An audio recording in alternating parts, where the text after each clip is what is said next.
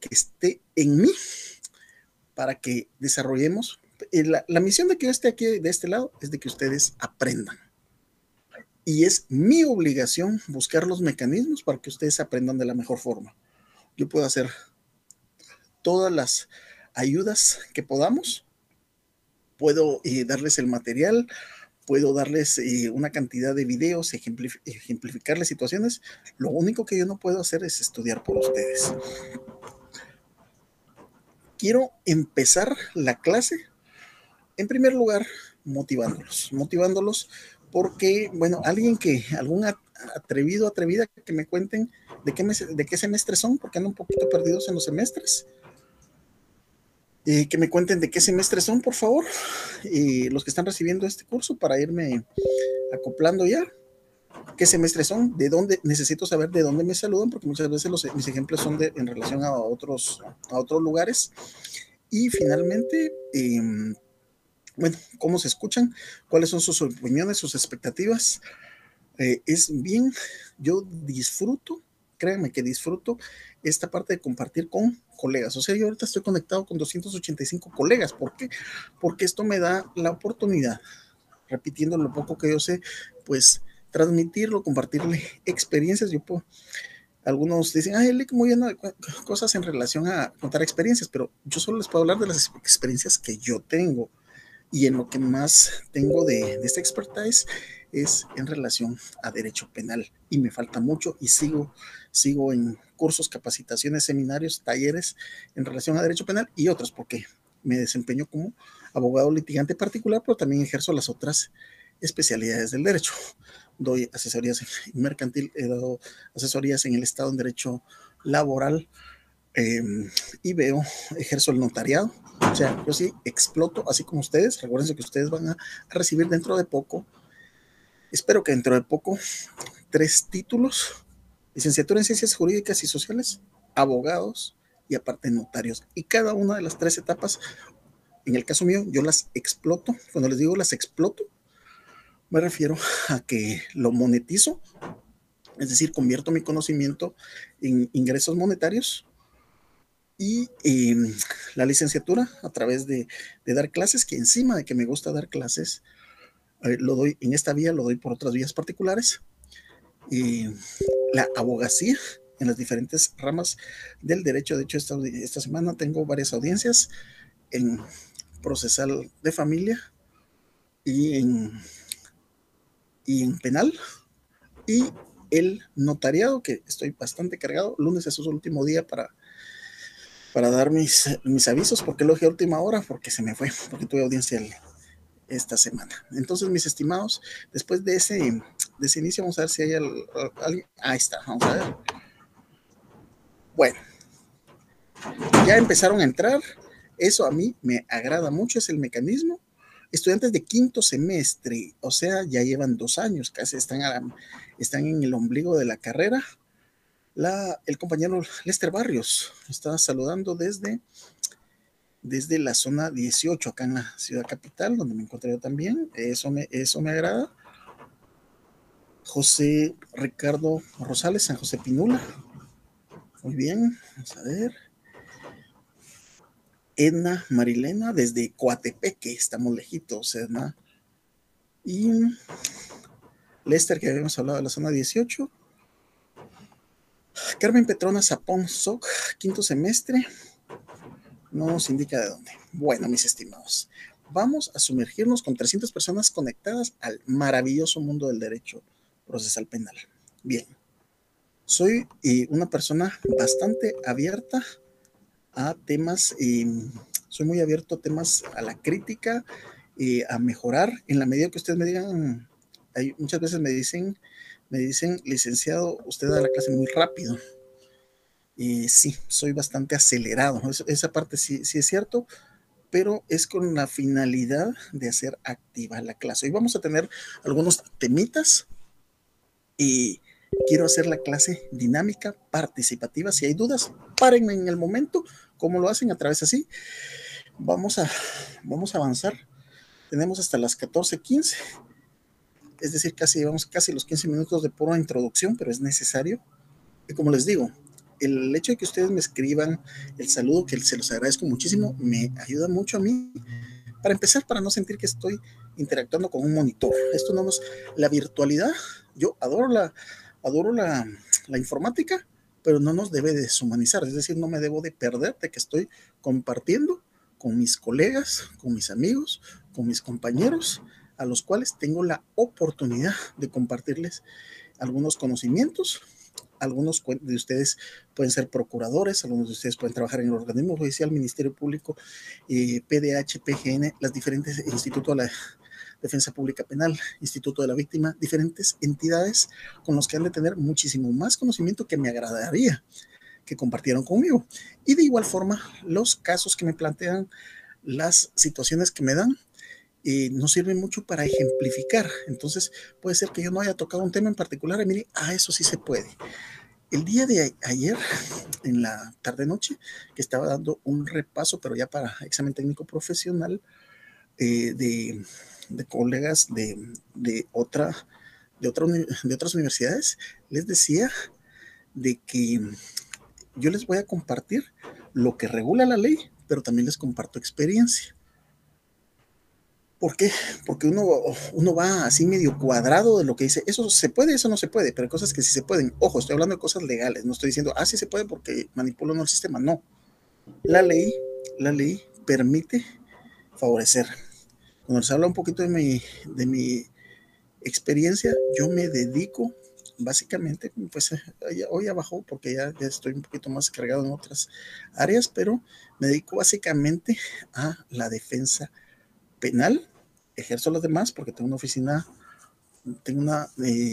jurídica, ejerzo el derecho en casi todas las ramas, pero más que todo he desarrollado mi carrera en el área penal.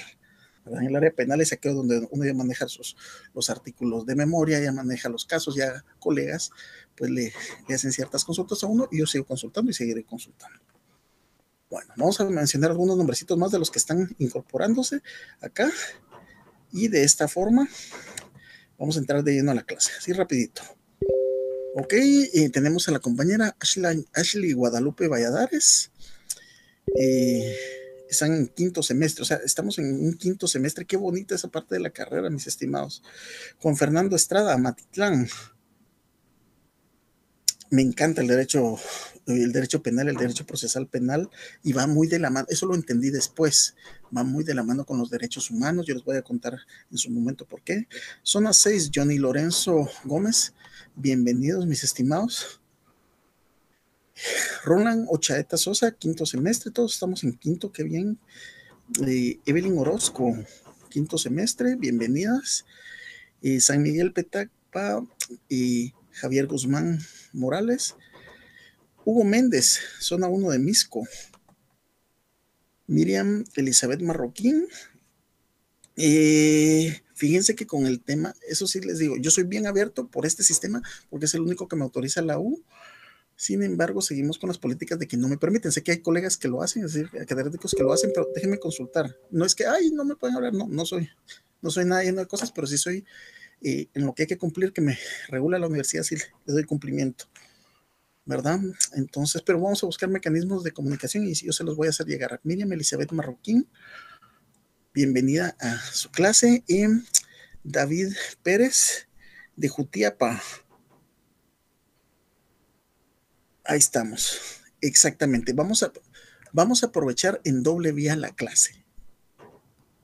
Desde el departamento de Zacatepeques, desde Santiago Zacatepeques, igual bendiciones para la persona Santos Bucú, Andrea Lucía, sede número 16 Villanueva. Tenemos un grupo de Telegram y donde desea unirse. Déjenme consultar y si no buscamos la forma de interactuar, porque a mí interactuar con el alumno me encanta, ¿verdad? Siempre hay, pero ¿saben qué es lo que pasa? Es incómodo tener un catedrático en un grupo y después se les sale, ese viejo pelón, ese viejo panzón. Y bueno, no es monedita de oro, pero vamos a buscar la forma. Bueno, estamos ya entonces para iniciar nuestras excelentes clases. Los últimos 5 así rapidito porque todos merecen. Quinto semestre, zona 6 de Misco, Paula Marina Marroquín. Ustedes dicen, mucha casa que no empieza clase, espérense que empiece, van a ver. Dora Karina Ramírez, Shuya, Tania Florian, quinto semestre de la ciudad capital. Están muy cerca, solo una compañera me dijo desde bueno, Quetzaltenango, qué precioso lugar. Magalí Clarisa, Magalí Clarisa Gómez, qué bonito estar hasta por allá. Desde Cobán, Ariel Reyes de Cobán, el año pasado, en octubre, estuve llegando a una de mis audiencias allá en Cobán. Precioso, me eché un caquico, el mejor caquico que he probado en mi vida. Soy amante del caqui, pero el que me echa ya mis respetos. No voy a dar la publicidad de dónde me lo consumí, pero muy bueno. Ok, mis estimados, por favor, ¿qué necesitamos? ¿Qué necesitamos? Ustedes siguen escribiendo y yo agarro los lugares. Miren, no estamos en la escuelita, pero les voy a decir qué necesito que tengamos como mínimo para mis clases, por favor. Lo que tienen que tener en toda clase de derecho, para empezar, nuestra Constitución Política de la República de Guatemala, ¿sí? Por favor. Lo tenemos que tener acá. Por supuesto, si vamos a recibir derecho procesal penal, debemos tener nuestro código procesal penal. Código penal, yo lo dejé un poquito lejos, pero ahí está. Y el programa del curso, ok, voy a ir anotando. Miren, sé que me estoy grabando, pero voy a acercar un par de leyes por ahí. Bueno. Vamos a hacer lo siguiente. Cuando termine la clase, los últimos correos que yo reciba cuando termine la clase, necesito que sean de los jefes de grupo, presidentes de grupo, así de, no sé si están por sedes. Mándenme uno, entonces yo les quiero compartir un link de Google Drive donde ustedes pueden descargar los videos que yo les voy a proyectar acá, alguna otra ayuda que les tenga. El derecho procesal penal, hay derecho procesal 1 y 2, pero debería haber 3 y 4. El derecho procesal es bien extenso y por eso cuando llegan los colegas, yo siempre considero que necesito saber mucho, pero sí me he sumergido bastante. Entonces, al sumergirse uno bastante en una especialidad del derecho, incrementa uno su conocimiento. Y entonces, si veo colegas, alcanzo a ver cuando colegas, tanto damas como caballeros, y están, pero creo que de verdad al borde de un colapso nervioso cuando es su primera audiencia. Vamos a platicar de esos temas.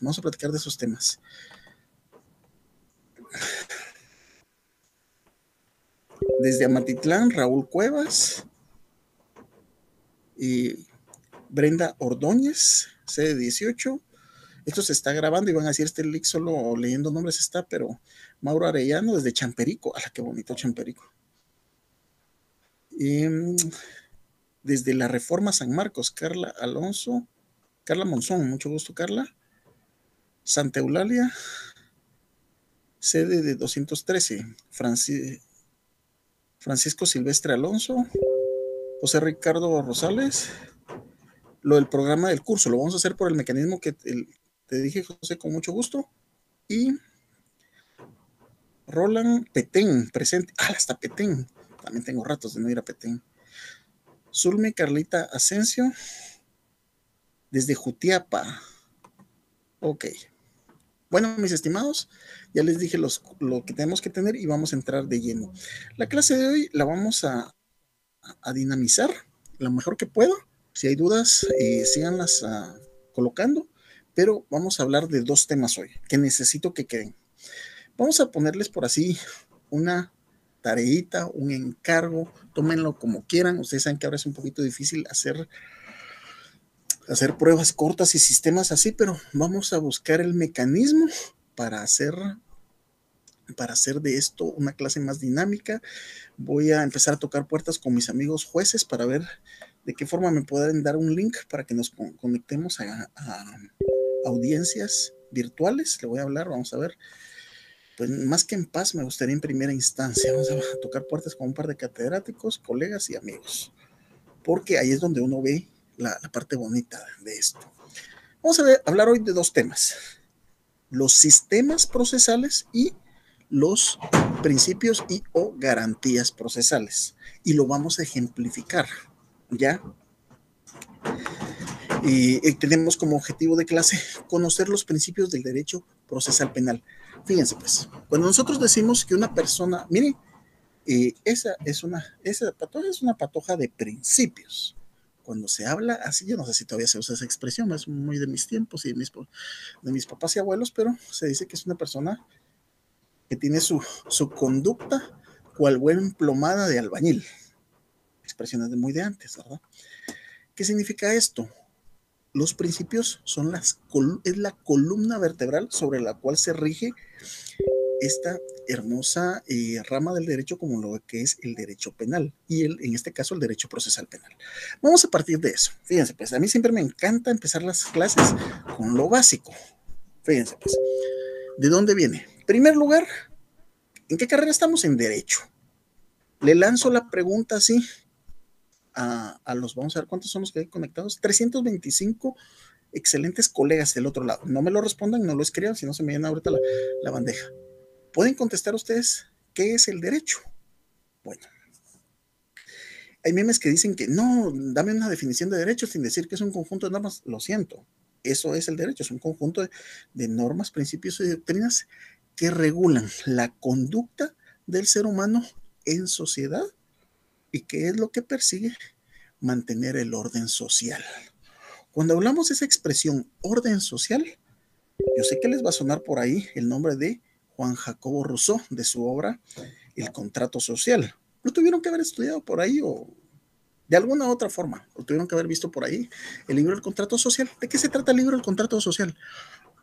Tan sencillo como que nosotros le delegamos cierta libertad a nuestros gobernantes para que ellos, al privarnos de esa libertad, puedan ejercer el control y de tal forma todo se mantenga como se debe mantener. Si una persona golpea a otra y le causa daños, entonces ese contrato social indica que nosotros le otorgamos cierto poder a alguien de arriba, que lo vamos a ver, en este caso estamos hablando de Estado, gobierno, organismos, para que pueda ejercer, coaccionar, para que esta persona, una de dos, o mediante la imposición de una pena pague por lo cometido, o bien el derecho penal no significa solamente imposición de pena, sino que pues repare un daño. Lo clásico que me pasa en accidentes de tránsito, en un accidente de tránsito, bueno, una persona como producto de un accidente de tránsito le quitó la vida a otra. Vamos a asumir que la persona iba en correcto estado, es decir, no estaba en estado de ebriedad, tenía licencia vigente, no se dio a la fuga y prestó ayuda. Entonces esta persona salió. La gente dice, ¿cómo lo están dejando salir si mató a alguien? Sí, pero mató a alguien sin dolo, o sea, no tuvo mala intención. Cuando hay un accidente de tránsito, y esta es una de las características, y aquí estamos hablando un poquito de penal, pero es derecho procesal penal. ¿Cuáles son las tres características de un delito culposo, es decir, un homicidio culposo que se cometen? Las tres características es impericia, imprudencia y negligencia. En un accidente de tránsito es una de estas. No llevaba licencia, se va por impericia. Es negligente porque rebasa en curva. Ahí se ve eso. Entonces, bueno, la persona ya murió. La otra persona realmente gana algo con el hecho de que la otra persona se vaya presa, o gana algo con que la otra persona le repare daños y perjuicios como causa de la muerte. ¿Qué daños y perjuicios? Ok, la persona pues era padre de familia, no hay quien le provea alimentos, entonces tiene que dar una indemnización, pagar el funeral, pagar que quedó otro herido y todo eso. Entonces ahí se está recobrando el orden social. ¿Se puede recuperar una vida? No, pero puede hacerse una reparación y a esto se le denomina en los civiles daños y perjuicios, en penales una reparación digna, o sea, se está reparando la dignidad de la persona. Vamos con definiciones de derecho procesal penal, ustedes pueden buscar lo que sea. Yo sé que me van a preguntar, ustedes me van a preguntar, aquellos que les interese, y yo recomiendo un libro, si puedo recomendar, yo recomiendo los dos, de hecho, ambos fueron mis catedráticos, soy colegas, pero todavía los sigo viendo así muy bien con mis catedráticos, y yo recomiendo los libros originales. Ojo, no estoy ni obligando ni induciendo, sino que muchos me preguntan, hacen unas preguntas que reciben, ¿qué libro recomiendan de Derecho Procesal Penal? Los libros del doctor Óscar Alfredo Poroj Zubuyejo, mi colega, y catedráticazo, ¿verdad? Un penalista guatemalteco. También está ese, tomo 1 y 2, mis respetos. Realmente eso yo le denominaría derecho procesal penal para domis. O sea, él explica de una forma, él me dio mis clínicas penales y terminó de empujarme para este apasionamiento que tengo yo por el derecho penal. Luego en la maestría en derecho penal él estaba dando en la otra sección, solo lo saludaba y lo he visto en diferentes así. Oscar Alfredo Proxuyo, ¿pueden terminar excelentemente el curso y aprender mucho sin comprar libros? Sí, solamente es una recomendación. Conjunto de, estábamos lo que es el derecho. Ok, el derecho tiene varias divisiones.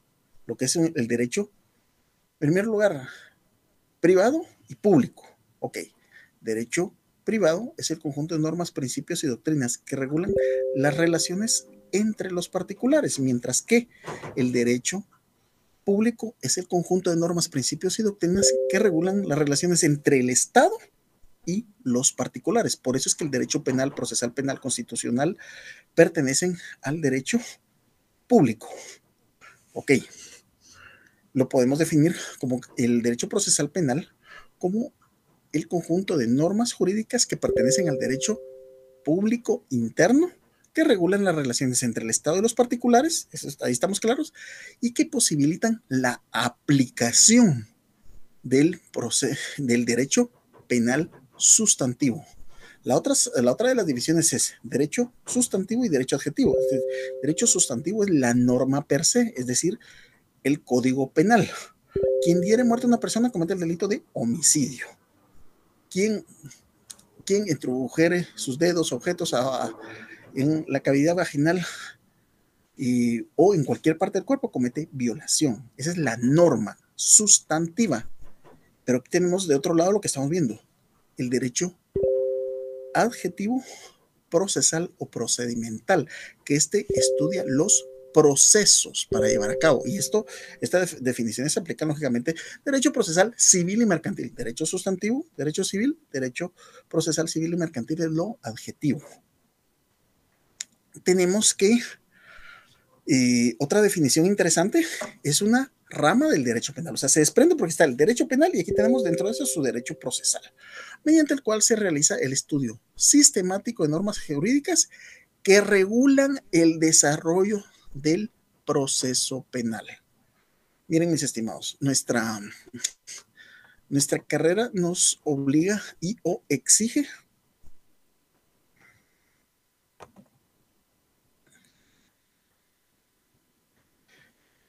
Juan Emanuel Godínez Pineda, desde Zacapa. Mucho gusto, Juan Emanuel. Así rapidito. Fíjense pues, no podemos dar una definición de derecho procesal penal si no me mencionan proceso. ¿Ya? Podemos utilizarlo de las diferentes etapas del proceso. Proceso penal, la actividad de los órganos jurisdiccionales. ¿Qué es un órgano jurisdiccional? Un órgano jurisdiccional es un juzgado, una sala de apelaciones, la Corte Suprema de Justicia. Esos son órganos jurisdiccionales competentes para su conocimiento. La actividad de las partes. ¿Cuáles son las partes? Acusado, acusador, defensa y los miembros del juzgado que participan y demás sujetos procesales, así como su eficacia como el mecanismo social civilizado. Miren la palabra, por eso me metí a contrato social, ¿verdad? Mecanismo social civilizado para establecer si se ha cometido un delito, establecer si se ha cometido un delito y en su caso para imponer la pena correspondiente al responsable. Ahora vamos a hablar bastante de los sistemas procesales. Ok, hablando un poquito así de historia.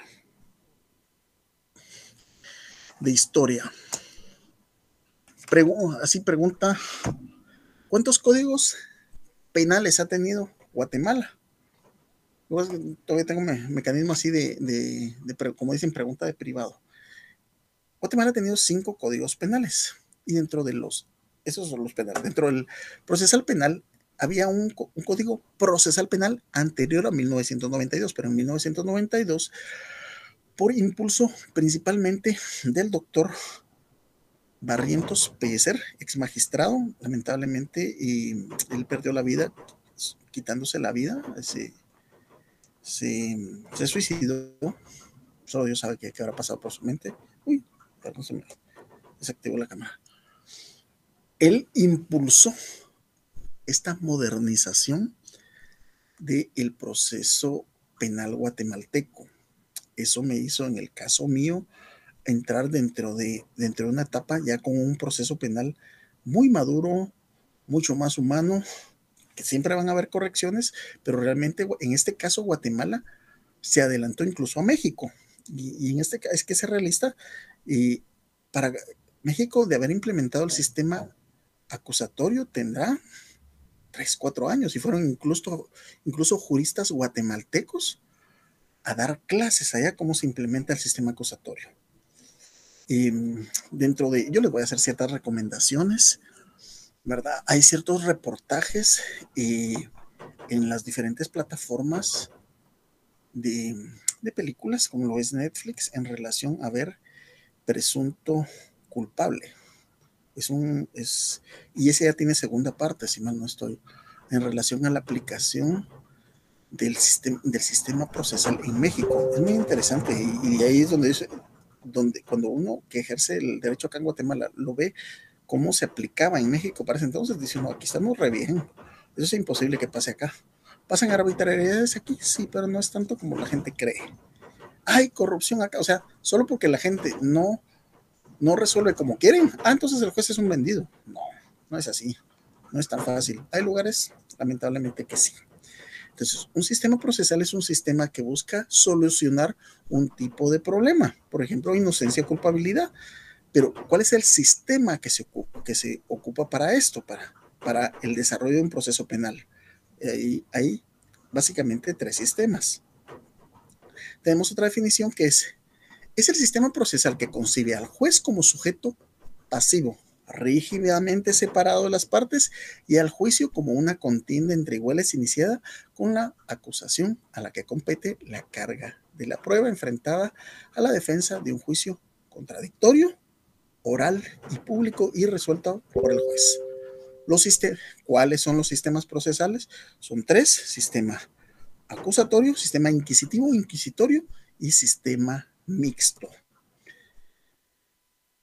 Voy avanzando así medio rápido en las cosas que pueden hacer así. Esto, ya les dije, al finalizar la clase, que después tengo otras clases, es decir, al terminar el día, me mandan su correo y yo les voy a mandar un link donde voy a subir presentaciones y material para que no se estén haciendo bueno, los que lo estén haciendo, ¿verdad? Dicen, ay, muy rápido las deposité, ya no se miran, ¿de dónde voy a sacar?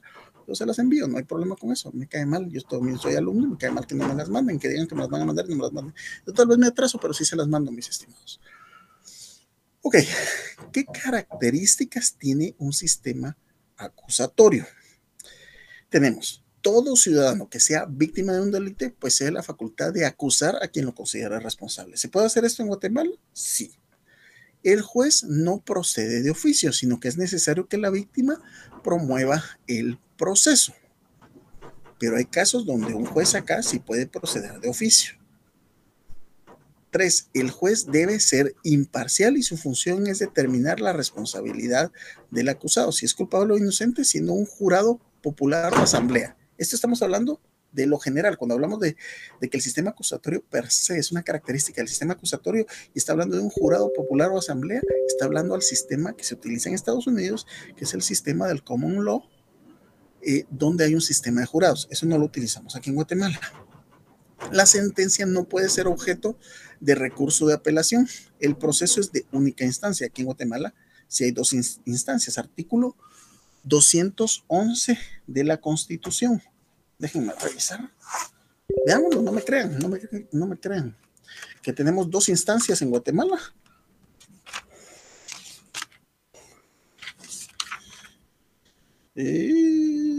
Instancias en todo proceso: Constitución Política de la República de Guatemala. En ningún proceso habrá más de 2 instancias y el magistrado o juez que haya ejercido jurisdicción en alguna de ellas no podrá conocer en otra ni en casación en el mismo asunto sin incurrir en responsabilidad.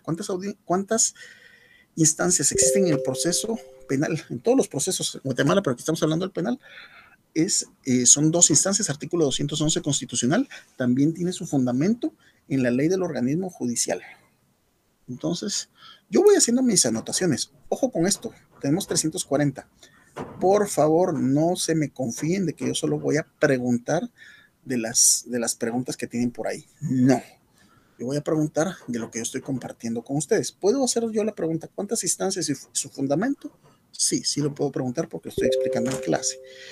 Las dos instancias en el proceso.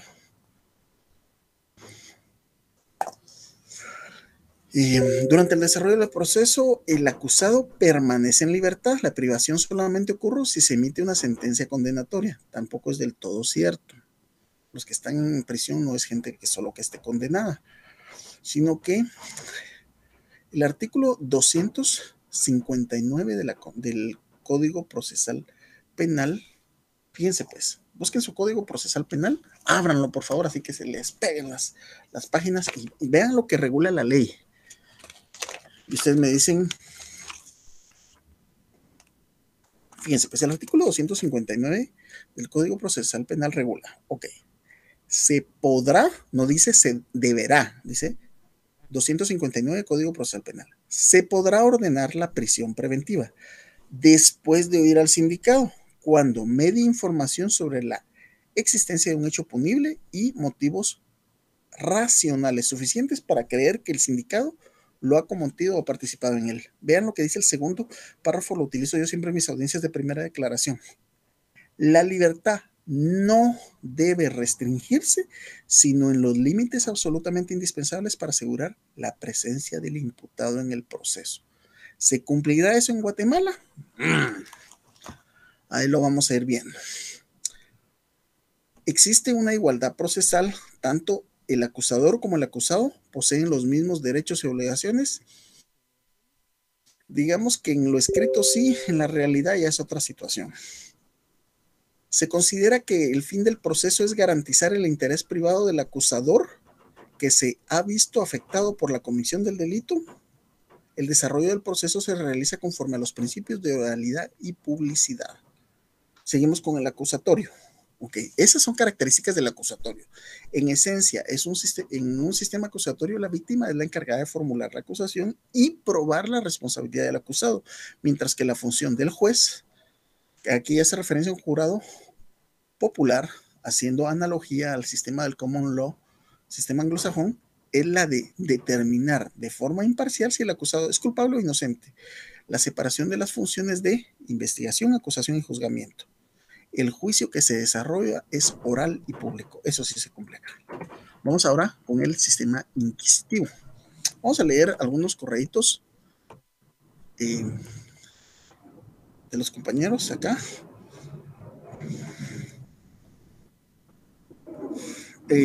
La compañera Carmen Petrona Zapón mencionó de la zona 18 cuál es el libro. Yo les dije, yo recomiendo, yo es el que utilizo, es el que me base y lo utilizo para preparar mis audiencias, los libros de derecho. Se llama El Proceso Penal Guatemalteco, tomo 1 y 2, del doctor Oscar Alfredo Porozullo. Yo estoy enamorado de esos libros. Por ahí saludo al doctor. La compañera Yadel Pérez de San Marcos, mucho gusto Yadel. Noemí González Centé de Playa Grande, Ixcán, Quiché. Uy, qué lejos. El compañero Juan Emanuel Godínez de Zacapa. Qué calorcito de ver por allá. Y a Carmen Petrona, pues ya le indiqué lo de los libros. Saludos desde las faldas del volcán de agua, Zacatepeques. Y Daniel Vázquez, Arnoldo Calchoná, desde Cobán. Y repitiendo el nombre del libro, El Proceso Penal Guatemalteco del doctor Oscar Alfredo Porozullo. Súper recomendado el libro. Y la compañera Lisette Quiñones de Jutiapa.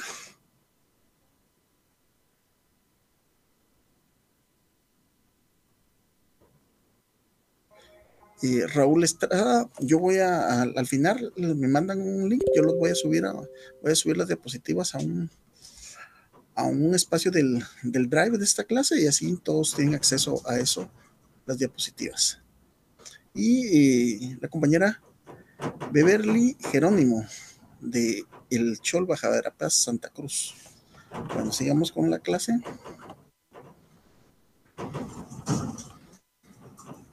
Ahora vamos a hablar un poquito del sistema inquisitivo. La palabra inquisitivo, ¿ah? ¿Se recuerdan ustedes a qué nos referimos cuando decimos la época de la Inquisición? La época de la Inquisición es aquella época en donde, lamentablemente, la Iglesia Católica cometió una serie de arbitrariedades y desmanes en nombre de Dios, pues lo hizo en nombre de Dios, en donde de ahí se deriva, ¿se recuerdan que dicen la época del oscurantismo? ¿Por qué? Porque el tener acceso a los libros, entonces la gente automáticamente se convertían en herejes, brujos, brujas y los quemaban vivos. Por eso, fíjense qué cosas, eso es parte del, me imagino que eso ya lo saben, y si no, pues se los comento. Dentro del desarrollo de las etapas evolutivas del derecho penal, eh, tiene, una, tiene una época donde la iglesia era, era una justicia divina a través de los sacerdotes o eclesiásticos. Y estos cuates, con el debido respeto, o sea, venía una persona y la acusaban de bruja. Entonces, ¿qué era lo que hacían? Es época medieval y oscurantismo. Ella es bruja, ok. Entonces, ¿cómo hacían su sistema? Fíjense, pues su sistema penal. Como es un hereje, como es una bruja y se comunica con Satanás, entonces le van a poner a encadenar a una piedra de 200 toneladas. La llevan a un risco y la empujan con la piedra. Entonces, la lógica decía, si la persona, después de caer con la encadenada a la gran piedra, se eleva y sale, está demostrando que es una bruja. Y si no sale, entonces demuestra su inocencia. Sin embargo, aparte de mostrar su inocencia, ¿qué más demostraba? Que no era Aquaman y se ahogaba. Esos eran los sistemas. Y también existían los sistemas de tortura en la época medieval. Miren, yo cada vez me he vuelto más delicado para eso, pero ver los sistemas que utilizaban, meter a una persona, el toro, no sé qué le decían, donde un toro de metal, pues vacío, metían a las personas en eso, cerraban y después le pegaban fuego. O sea, y la gente prácticamente se derretía. Las torturas en esta época era para que confes. Entonces, quien que lo pongan ahí no iba a confesar que es cualquier cosa, ¿verdad? Esta época fue muy dura. El sistema inquisitivo se caracteriza por la concentración de las funciones en un solo órgano. El mismo investiga, el mismo acusa y el mismo juzga. Hoy en día es impensable eso, pero así era, correspondiéndole a órganos jurisdiccionales técnicos o letrados, lo que excluye cualquier forma de justicia popular. En el sistema inquisitivo el procedimiento es escrito, secreto y no contradictorio. Dios me libre de eso, vaya que yo no. Debido a que la decisión no es tomada por un órgano popular, ni se desarrolla un debate oral y público. La sentencia puede ser objeto de apelación, por lo que el proceso es de una doble instancia. Aquí hay doble instancia en el inquisitivo, fíjense pues. En cuanto a las pruebas, se le confiere un gran valor a la confesión del reo, la que normalmente se obtiene por medio de tortura, por lo que es un sistema en el que prevalece la prueba legal o tasada. Este sistema en la, en la actuación del juez se desarrolla de oficio. El mismo inicia la denuncia por quejas o incluso simples rumores. Le corresponde al juez investigar y recabar todos los medios de prueba en forma secreta y escrita. Durante el desarrollo del proceso, el sindicado es privado de libertad, muchas veces sin siquiera conocer de qué se le acusa. Su defensa es casi inexistente. Por último, las deficiencias y beneficios que presentaban ambos sistemas hicieron surgir el sistema mixto, el cual se originó en Francia a inicios del siglo XIX, en donde reguló la combinación de ambos sistemas, combinación de ambos. Vamos a platicar un poquito de las diferencias de los sistemas. Vamos a ver, 14-15. Vamos a ir a su surgimiento. Diferencia entre surgimiento. El sistema acusatorio surgió en la antigua Grecia y fue adoptado por el Imperio Romano, mientras que el sistema inquisitivo surgió en Europa durante la Edad Media. El surgimiento del sistema mixto se ubica generalmente en Francia a principios del 19. La concepción de la naturaleza del proceso en el sistema acusatorio prevalece la concepción privatista, según la cual el proceso penal debe buscar la protección del interés de la víctima del delito, mientras que en el sistema inquisitivo prevalece la concepción publicista de lo público, en la cual se concibe que la finalidad de este es la de proteger el interés general, ya que toda la sociedad se ve afectada con la comisión de un delito. En el sistema mixto se trata de proteger tanto el interés general como el particular de la víctima, la promoción del proceso.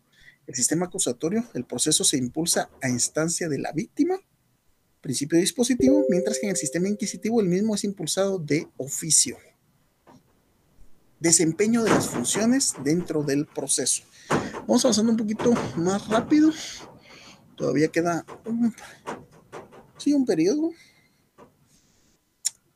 El desempeño de las funciones dentro del proceso. En el sistema acusatorio existe una separación de funciones del proceso. En el acusatorio, a la víctima le corresponde la investigación y la acusación, mientras que al órgano jurisdiccional le corresponde la función de juzgar. En el inquisitivo, por el contrario, las tres funciones están concentradas en el órgano jurisdiccional. En el sistema mixto se divide el proceso en dos etapas: la instrucción y el juicio. Durante la instrucción, las funciones se concentran en el órgano jurisdiccional, quien investiga y juzga, pero en la fase de juicio, el Ministerio Público se encarga de realizar la acusación, por lo que las funciones se separan. Quinto, la naturaleza del órgano jurisdiccional. En el sistema acusatorio, el órgano jurisdiccional está constituido por un jurado popular o asamblea. Eso no se da acá, ya les dije que es característica del common law anglosajón. Mientras que en el sistema inquisitivo, el juez es un profesional del derecho, un técnico o letrado. En el sistema mixto, el juez también es un técnico. La naturaleza del proceso en el sistema acusatorio es de única instancia, se supone. Ya les dije cómo es en el caso de Guatemala y les di el fundamento legal, mientras que en el sistema inquisitivo es biinstancial. Pues al ser una sentencia emitida por un profesional del derecho, la misma está sujeta al recurso de apelación. En el sistema mixto, el proceso es de doble instancia. Los principios que rigen el desarrollo del proceso. En el sistema acusatorio rigen la oralidad, publicidad y contradicción, mientras que en el inquisitivo rigen los de escritura, secretismo y no contradicción. En el mixto, en la fase de instrucción, el proceso es escrito y secreto, pero en la fase del juicio oral, público y no contradictorio. Derecho de defensa. En el sistema acusatorio, las partes se encuentran en plano de igualdad, por lo que el acusado se le respeta su derecho de defensa, mientras que en el sistema inquisitivo el derecho de defensa se restringe severamente. El acusado se encuentra en una posición de subordinación, el juez que hace la investigación, por lo que no se garantiza su derecho de defensa. En el sistema mixto también se restringe la defensa del acusado sobre las pruebas. En el sistema acusatorio las pruebas las aporta el acusador, es decir, la víctima, por lo que existe libertad probatoria, mientras que en el sistema inquisitivo las pruebas que aporta el juez, prevaleciendo la prueba legal o tasada. En el sistema se le confiere un gran valor a la confesión, a la confesión del reo, la cual normalmente se obtiene por tortura. En el sistema mixto es el juez de instrucción quien realiza la investigación y aporta los medios de prueba. Sobre la libertad del acusado.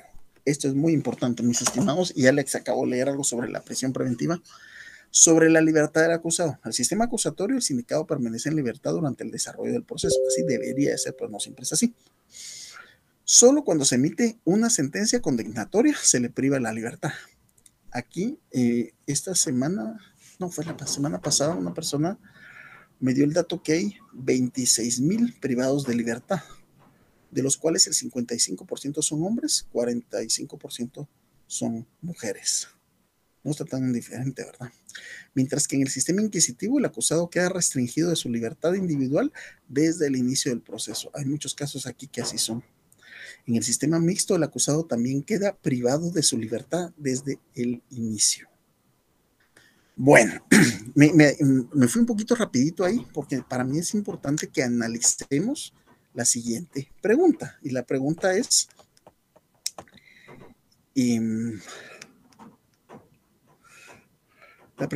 ¿cuál es el sistema que utiliza Guatemala? Pero ojo, más allá de saber cuál es el sistema que utiliza Guatemala, debemos saber por qué. Saludos a la compañera Cori de León de Mazatenango. Como les digo, yo voy a poner un link donde van a tener acceso libre todos, y ahí voy a subir las diapositivas. Y normalmente, ahorita me agarro un poquito desprevenido esta clase, pero normalmente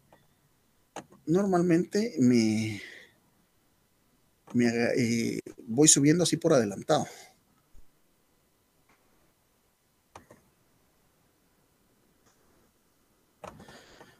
Entonces yo las envío, mi estimada Cori de León, y saludos a Ronaldo Mayen desde El Chol, Baja Verapaz. Bueno, 330 personas conectadas. Veamos, pues.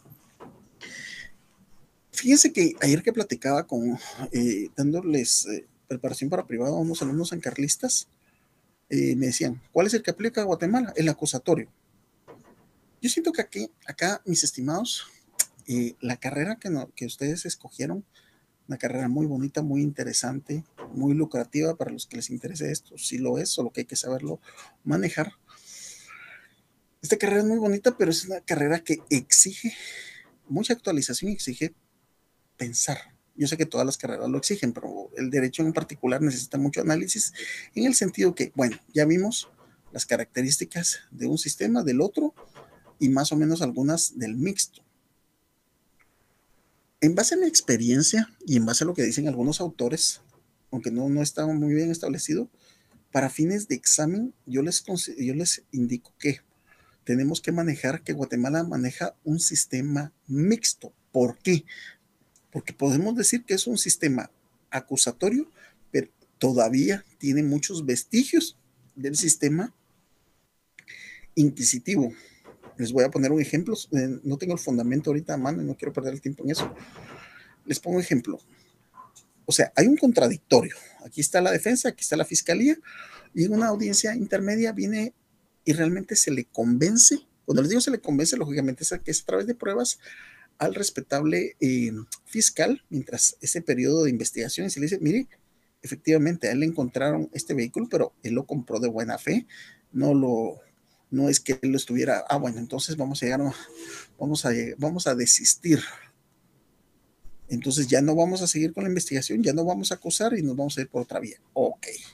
Llegamos ante el juez, él se lo propone al juez, luego le da la participación a la defensa dice, sí, mi postura es conteste con lo manifestado por el órgano acusador, y resulta que el juez tiene la potestad de decir, no me convencieron. Y el Ministerio Público le ordeno que acuse. Ups, dice uno, ¿cómo? Si hay dos partes, este es árbitro, el juez, si hay dos partes, ¿por qué tiene la facultad todavía el juez de ordenar eso? Lógicamente que es porque tiene alguna duda o algo así, pero es una facultad que es propia del sistema inquisitivo. Ese es un ejemplo, y hay varios en el código, los vamos a ir viendo. Entonces, sí es importante que detectemos que es un sistema mixto, toda vez que pasamos a un sistema acusatorio en 1992, y esto lo que tenemos en pantalla. En Guatemala durante mucho tiempo tuvimos un sistema procesal inquisitivo, heredado del sistema procesal español durante la colonia, pero en el 1992 se realizó una reforma al Código Procesal Penal mediante el cual se buscó implementar pero no está implementado al 100%, por lo cual es un sistema mixto. Dicha reforma introdujo a nuestro sistema las principales características y principios del sistema acusatorio. De esa cuenta, sin embargo, aún encontramos ciertos resabios del sistema inquisitivo en nuestro Código Penal y en general en la aplicación del mismo. Por ejemplo, la exigencia de muchos formalismos en la realización de los actos procesales. Ahí tenemos artículos 147, 299, 302, la privacidad de las actuaciones del Ministerio Público en la fase preparatoria, la reserva, las funciones de investigación y acusación otorgadas al juez. Por ello, se dice actualmente en Guatemala poseemos un sistema acusatorio con resabios legales y prácticas de un sistema inquisitivo. ¿Y qué es eso? Cuando se mezclan dos sistemas, es un sistema mixto. ¿Se entendió? Yo sé que me fui un poquito rápido, pero este curso es rápido porque tiene mucho contenido. ¿Ya? Entonces, bueno, antes de pasar a lo que son los principios, vamos a poner un videíto ahí para que lo analicemos, ¿ya? Vamos a poner un principio vamos a poner un video para que lo analicemos. Uy, se me frizó la...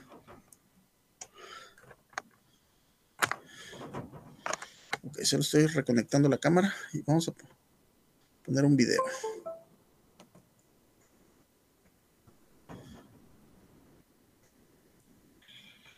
Ok, este es un video bien rápido, es de un tema de actualidad. Necesito que lo analicen desde la perspectiva jurídica. Todo lo que vamos a ver acá es desde una perspectiva jurídica, ¿ya?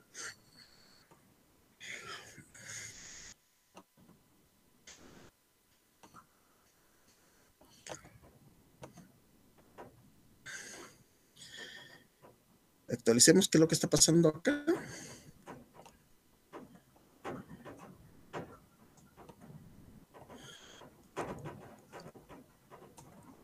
En el juicio del caso La Línea, los últimos acusados en pasar a declarar frente al Tribunal de Mayor Riesgo B fueron el exbinomio presidencial Otto Pérez Molina y Roxana Valdetti. La sala de audiencias estaba llena y la presidenta del tribunal, Janet Valdés, preguntó a Otto Pérez si declararía o no, y sin titubear en el banquillo de los acusados confirmó su exposición. Pérez Molina señaló ante el tribunal que de 100.000 escuchas telefónicas que tiene el Ministerio Público, solo en una aparecía. Señaló que era ilegal, aunque esa conversación es un hallazgo inevitable cuando se investigaba a otra persona que se contactó con él.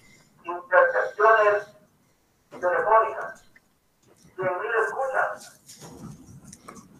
Quizás yo no haga el tribunal. Nada de esas 100.000. Es lo que yo hablo. Y es ilegal porque no era presidente.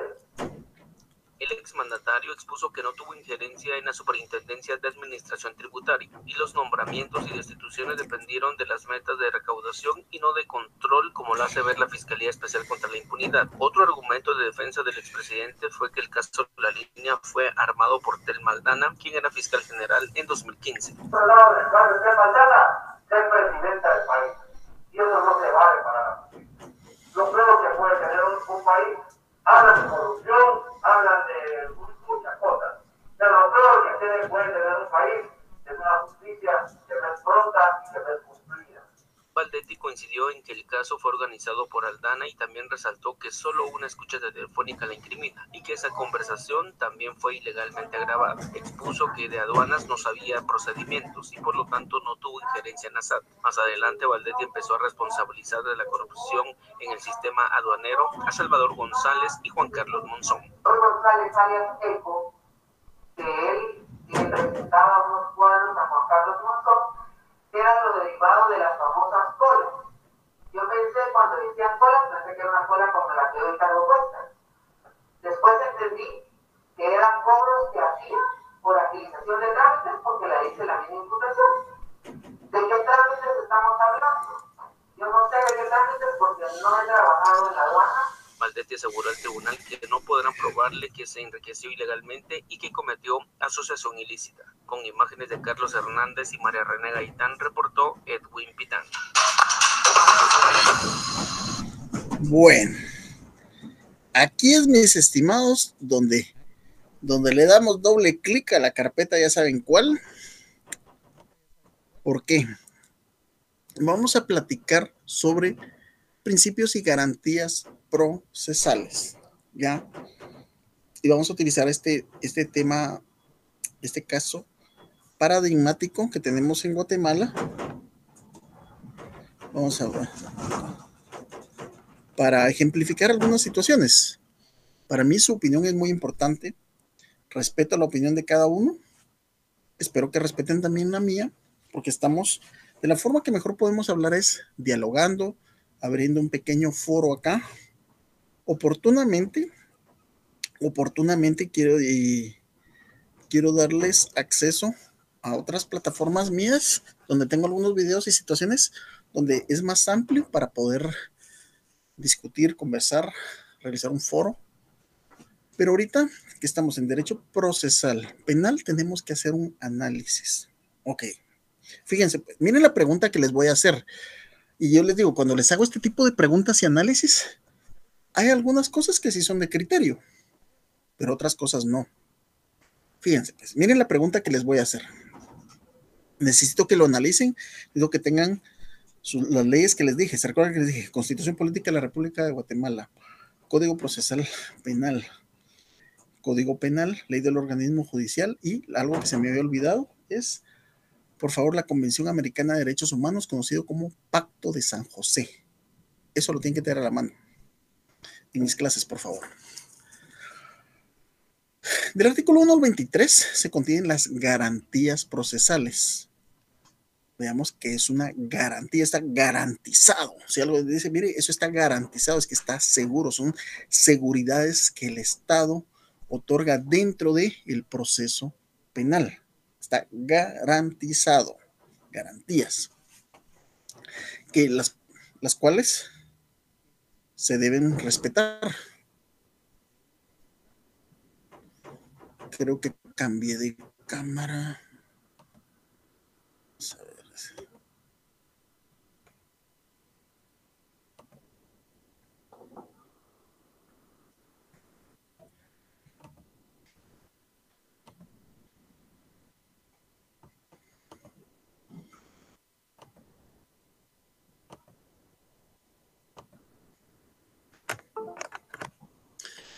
Ok, vamos a analizar esto entonces.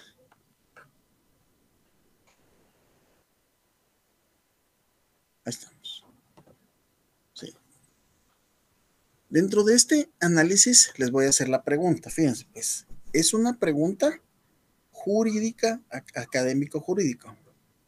La licenciada Roxana Valdetti Elías, hace un tiempo fue condenada por el famoso caso Agüita Mágica a 15 años. De hecho, por eso le decían la quinceañera. Pregunto, ¿ella es inocente o ya podemos asumir que es culpable y por qué? Repito el caso, estamos hablando del caso de la licenciada Roxana Valdetti Elías y claro que se los voy a explicar. Y ahí vamos a ver la importancia de las garantías procesales. Repito la pregunta. La licenciada Roxana Valdetti Elías fue condenada a 15 años por el caso Agüita Mágica. Ella se le sigue presumiendo que es inocente o ya podemos asumir que es culpable. Es decir, ya perdió su estatus de inocente y ya pasó a ser culpable, una condenada. ¿Qué creen ustedes? Pero lo principal, ¿en base a qué? Entonces vamos a dar un par de minutitos, porque aquí sí quiero participación de ustedes. Se respetan todas las opiniones, pero hagamos lo posible por fundamentar nuestras opiniones, ¿verdad? Fundamentémoslas. Y de Tejutla, San Marcos, Víctor Lam Miranda. Saludos, Víctor. Dora Karina Ramírez Chuyá. Esta clase termina a 14:15, ¿verdad? Ya me quedan unos minutillos. La compañera Marion Elizabeth es la coordinadora de quinto semestre. Yo les voy a mandar el link para que lo compartan con sus compañeros.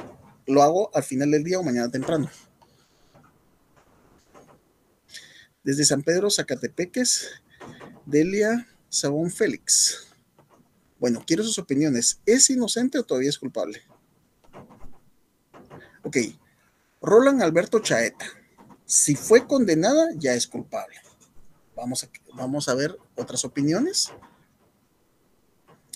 Raúl Cuevas Boche. He estudiado el caso por interés sobre el proceso por razones de estudio. De Valdetti tengo dudas, de Otto Pérez creo que es político. En el caso de la forma en la que se realizó la investigación, no fue la idónea. El tiempo de investigación otorgado por el órgano jurisdiccional se ha extendido por mucho tiempo y una prueba contundente no hay. Muy cierto. La PDH no se expresa en ese proceso cuando la Convención Americana de Derechos Humanos estable que pasados los tiempos otorgados por el juzgado por presentar pruebas contra el acusado, 3 meses en Guatemala, y no habiendo acusación formal contra el imputado, se considera tortura, y al promotor del caso, Telma Aldana e Iván Velázquez, culpables de acusación y persecución política. Eso es la opinión acá del compañero. Gracias, Raúl, muy interesante tu punto de vista. Vamos a ver qué otros más. Vamos a ver, ¿nadie más opina? Bueno, voy a darles la opinión jurídica del caso. Les recuerdo la pregunta que les hice. Fíjense pues, la pregunta que les hice fue, ¿es la licenciada Roxana Valdetti Elías es culpable o sigue teniendo esa presunción de inocencia cuando fue declarada culpable por el caso Agüita Mágica, independientemente que ahorita esté juzgado otro? Vamos a ver qué nos regula la Constitución. Cabal, después de esto doy procesal constitucional.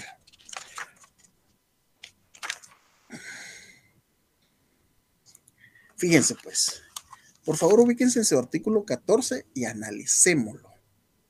Presunción de inocencia y publicidad del proceso. Veamos lo interesante que dice este artículo. Pero por favor, yo sé que lo han leído muchas veces, pero ahorita nos vamos así a echar la fumada. ¿Qué regula la ley? Para empezar, dice presunción de inocencia. La ley, nuestra Constitución regula presunción de inocencia o regula toda persona es inocente. No dice se presume. Pero el epígrafe dice se presume. Por eso tenemos la ley del organismo judicial por acá. En relación, veamos qué dice la ley del organismo judicial en relación a los epígrafes.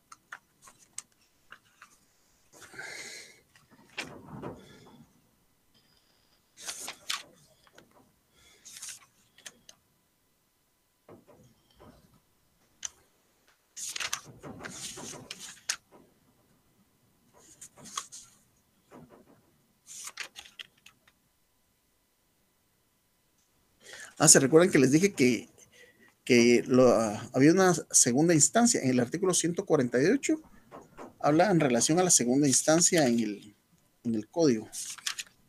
Bueno.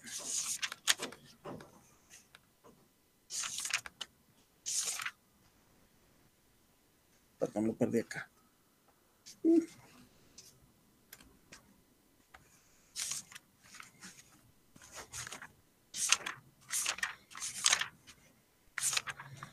Ahorita se lo veo.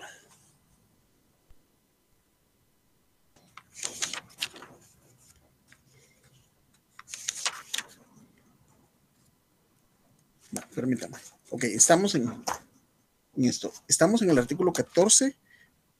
Toda persona es inocente mientras no se le haya declarado responsable judicialmente. Ojo, ¿a ella se le declaró responsable judicialmente? Sí. En sentencia debidamente ejecutoriada. Aquí viene la pregunta y hasta lo anoto porque me gustaría lanzarles una pregunta de eso.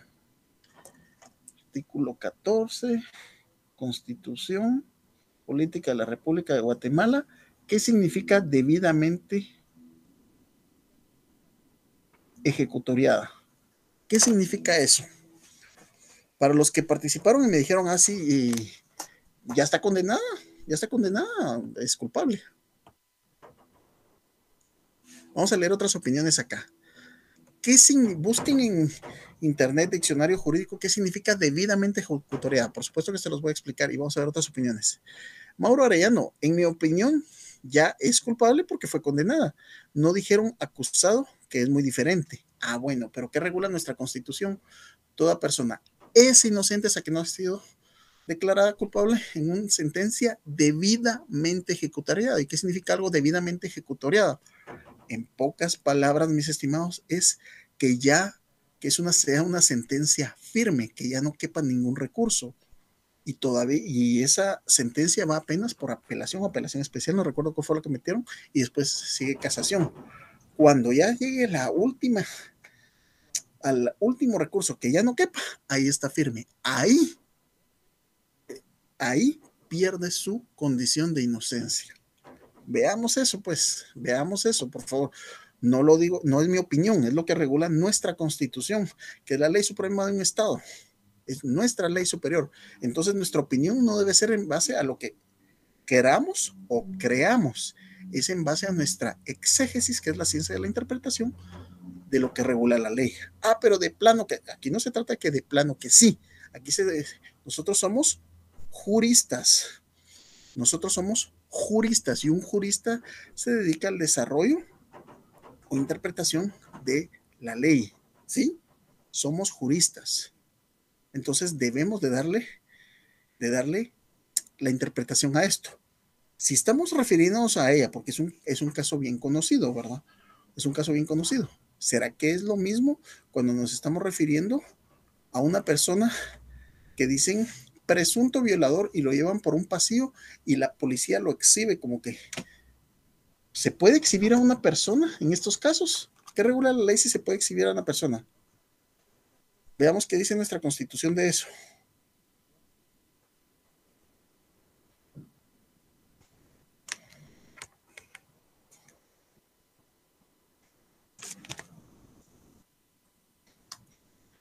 Busquemos qué dice. Pueden ser exhibidos las personas así como sucede.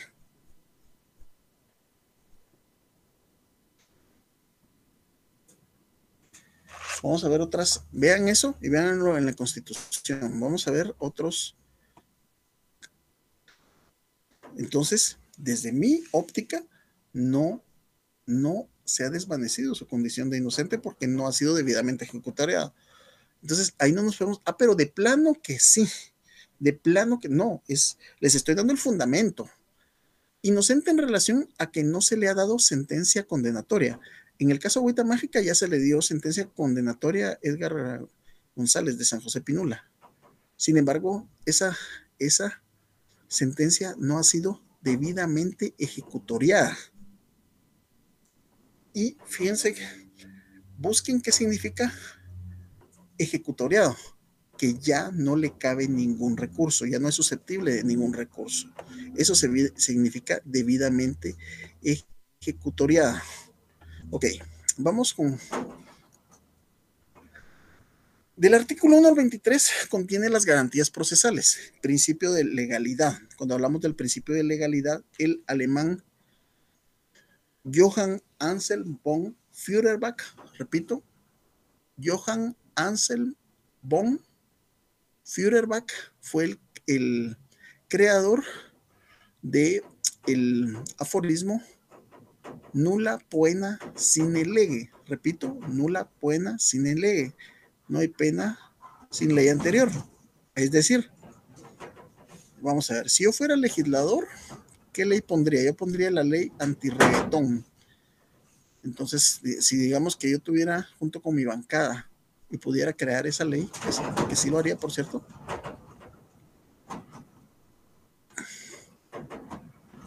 Si pusiéramos la ley antirreggaetón, entonces decimos, todas las personas que escuchan reggaetón serán sancionadas con 6 años de prisión. Una modificación al Código Penal. Ah, pero aquel se pasa todo el día escuchando reggaetón en su carro, entonces lo podemos presionar. No, es a partir de que se crea la ley posterior. La ley no es retroactiva, salvo en caso penal que favorezca al reo. Entonces, esa es una garantía procesal, el principio de legalidad.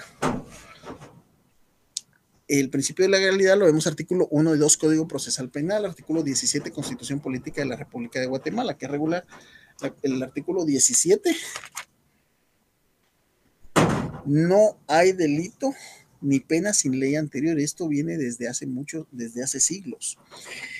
No son punibles las acciones o omisiones que no estén calificados como delito o falta y penados por ley anterior a su perpetración.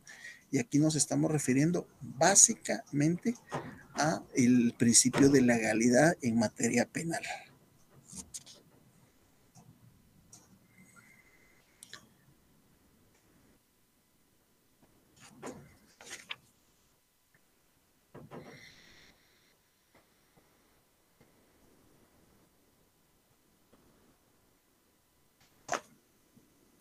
Tenemos también, por otro lado, este principio de legalidad lo tiene también el artículo 9 de la Convención Americana de Derechos Humanos, conocido como Pacto de San José. Tenemos, por otro lado, lo que es el debido proceso, artículo 12 de la Constitución y 3, 4 y 6 del Código Procesal Penal. Esta es una pregunta muy clara. Ayer me di cuenta yo que yo me sé de memoria la respuesta, pero como estaba anteriormente el Código Procesal Penal, ¿cuál es el fin del proceso penal? Uno solo sabía, es la averiguación de la verdad. Hoy en día, el artículo 5, esta es una pregunta muy importante, el artículo 5 de la Constitución nos da la respuesta a esto. Tenemos también en relación a la independencia judicial, el artículo 7 de la Constitución Política de la República de Guatemala, 12 de la Constitución, 7 del Código Penal, 16 de la Ley del Organismo Judicial y artículo 8, numeral 1 del Pacto de San José. Ojo con esto, pónganle mucha atención al artículo 8 del Pacto de San José o Convención Americana de los Derechos Humanos, en virtud de que contempla la mayoría de principios y garantías procesales que se contienen en los primeros artículos, la primera parte del Código Procesal Penal. Entonces es sumamente importante que lo manejen. Yo les quiero recomendar, no me empiezan, es una tarea, no, aquí ya ustedes ya están sobre el tercer año de la carrera, ya le deben de dar la importancia y seriedad a la carrera como para les quiero pedir que le dé, ojo, que estudien, no que lean, que estudien del artículo 1 del Código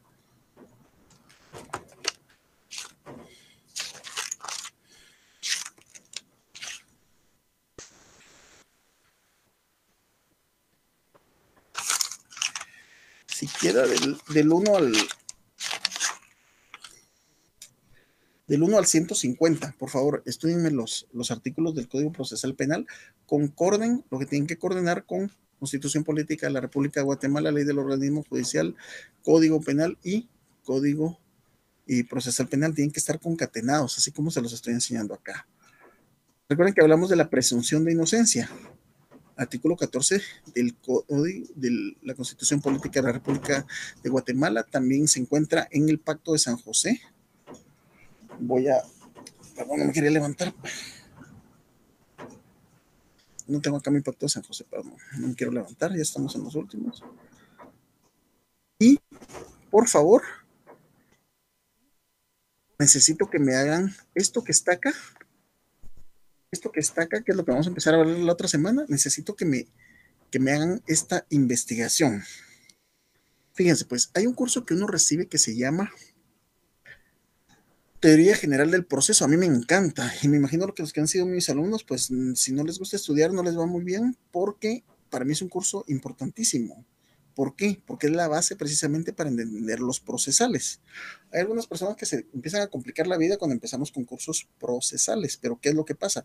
Es el derecho procesal, lo adjetivo es la aplicación del derecho, es lo que un abogado per se debe de manejar, ¿ya? Entonces, si decimos, ¿qué es la acción? La acción dentro de la teoría general del proceso.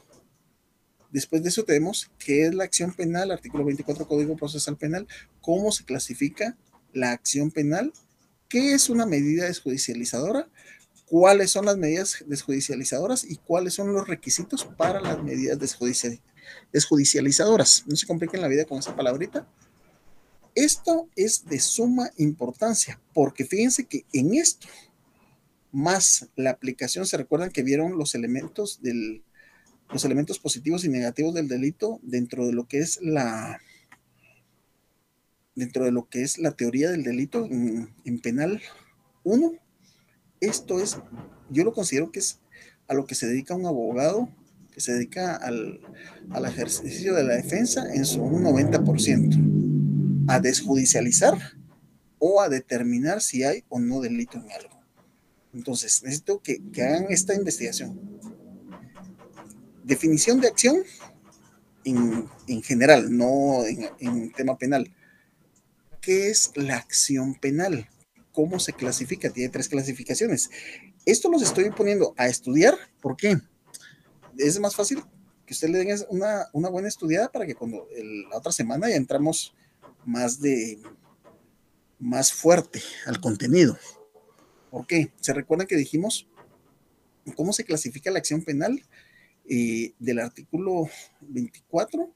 Y estamos haciendo referencia que se clasifica en acción penal dependiente de instancia particular, acción penal dependiente de instancia particular o que requiera autorización estatal, acción privada y la acción pública. Y cada una de estas 3 clasificaciones, abajo de estos artículos, tiene qué delitos son de acción pública, acción privada pendiente de instancia particular o que requieran autorización estatal y cuáles son las de acción privada. Deben de saber cuáles son esos delitos, porque algunos se pueden y algunos no se pueden hacer ciertas cosas. ¿Cuál es una definición de las medidas desjudicializadoras? Yo tengo por ahí que me ayudó mucho a entender esto, el manual del Instituto de la Defensa Pública Penal, que por ahí andan en internet. Pero yo lo tengo por ahí, se los voy a poner en el drive que les digo, donde explica cada una de las medidas desjudicializadoras. Tenemos que saber qué es, para qué sirve. Tenemos que saber cuáles son las medidas, cuáles son. Algunas van del 25 en adelante, desde lo que es un criterio de oportunidad hasta el último, pero hay una más que se va hasta la parte final, que es el procedimiento abreviado. Muy bien, se utiliza mucho. ¿Y cuáles son los requisitos para cada una de estas medidas desjudicializadoras? Esta semana precisamente tuve una audiencia por un procedimiento especial, que es el procedimiento especial, procedimiento de delitos menos graves. Está regulado también aquí al final del código. Entonces, lo bonito de esto, desde que me dicen, procedimiento de delitos menos graves, artículo 465 ter, uno va más relajado, fue al juzgado segundo aquí en la capital. Entonces, pero la importancia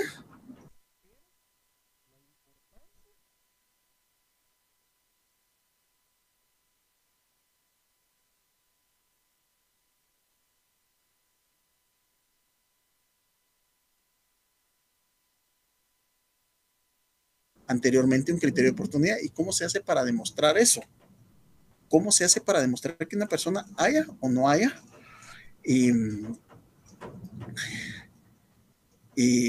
tenido un criterio de oportunidad o alguna medida desjudicializadora? Es por medio de un oficio que extiende la Fiscalía de Ejecución. Entonces, cuando yo llegué a la audiencia, entonces saludé a la fiscal y desde que entré me dijo, Lick, ¿habrá alguna forma de que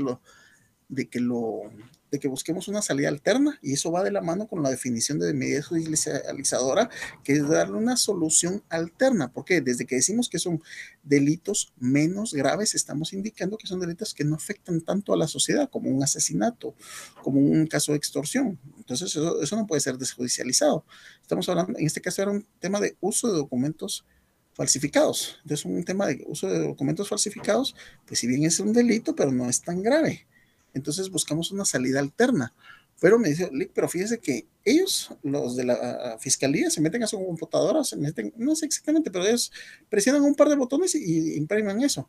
En caso mío, desde que me dieron el caso, que me lo dieron con muy poco tiempo de anticipación, la audiencia era viernes y a mí me hablaron miércoles en la noche. Entonces yo apenas fui a pedir esta hoja, que yo se las voy a enseñar, ¿qué es el requisito? Le dijo, mire, podemos sacar una medida alterna, pero como nadie va a hablar conmigo, porque ni modo, la fiscalía no tiene la obligación de buscar una medida alterna, ellos son acusadores y punto. Pero aquí está la hoja, ¿usted la tiene? Sí, tengo esto y tengo toda la documentación. Entonces hablemos con el juez. Se habló con el juez. Todo esto yo se los quiero explicar.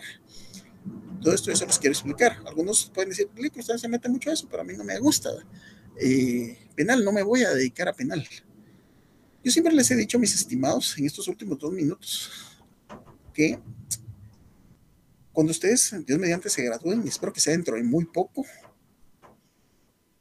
cuando algún su familiar tenga un problema, que jalaron al primo que andaba manejando en estado de ebriedad, que tuvo un accidente, ¿a quién creen ustedes que van a acudir? ¿A aquella tía que ni les habló durante tantos años? ¿Qué tal, mijito? ¿Qué tal, mijita? ¿Cómo estás? Fíjate que te estoy hablando 2, 3 de la mañana. ¿Y quién creen que tiene que acudir? Tiene que ir superabogado a la familia a ver qué hace. Tal vez nunca pensaron en dedicarse, pero se llevan a entrar a un centro de privación de libertad. Entonces es muy, pero muy importante conocer los procedimientos. Y está en mí, pues, invitarlos y motivarlos. No es nada difícil, no es nada complicado, y en el caso mío, como les digo, me gusta y lo disfruto. Vamos a ver los últimos correitos, si hay algo.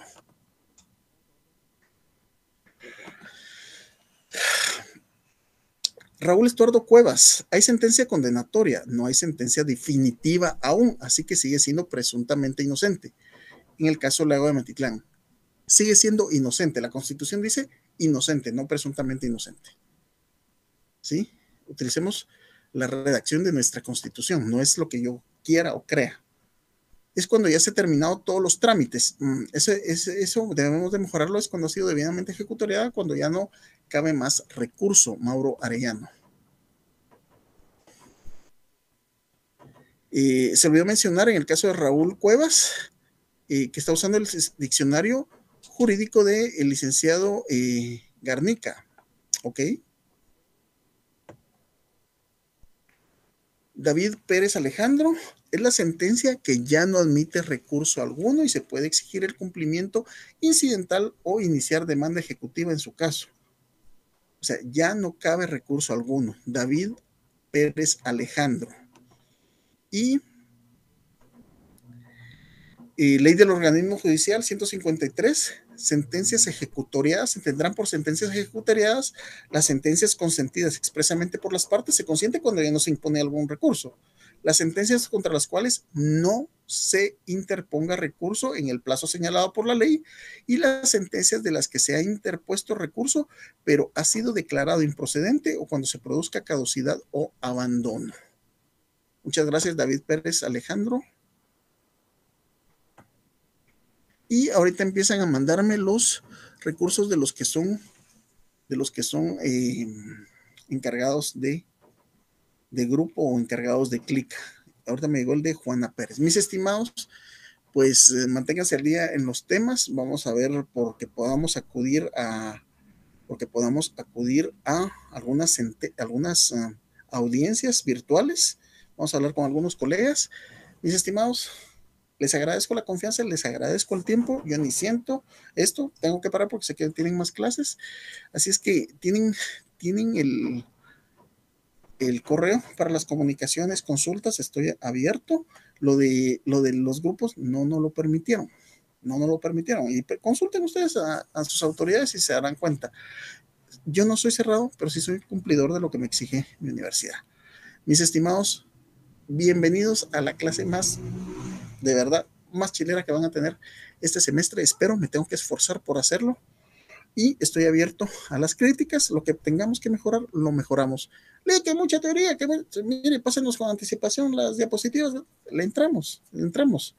Esa es mi obligación, es obligación de los guías hoy en día, en esta nueva etapa. Es nuestra obligación buscar la forma de motivar al alumno y dejándole la única responsabilidad al alumno de, 1, automotivarse, y 2, de estudiar, que eso no puede cambiar. Así es que, no habiendo más que hacer constar, se da por finalizada la presente clase. Tuvimos entre 325 y 335 alumnos conectados. Qué gusto créanme que a mí esta clase no me gusta, me encanta, me fascina. Y ya estoy maquinando una cantidad de cosas, videos y juegos. Vamos a poner unos jueguitos de Kahoot para despertar un poquito la otra semana. ¿Les parece? Y vamos a hacer grupitos ahí para a medio periodo despertar un poco y siempre aprender. Que estén muy bien, les deseo feliz fin de semana y a estudiar, mis estimados. Un gusto saludarles.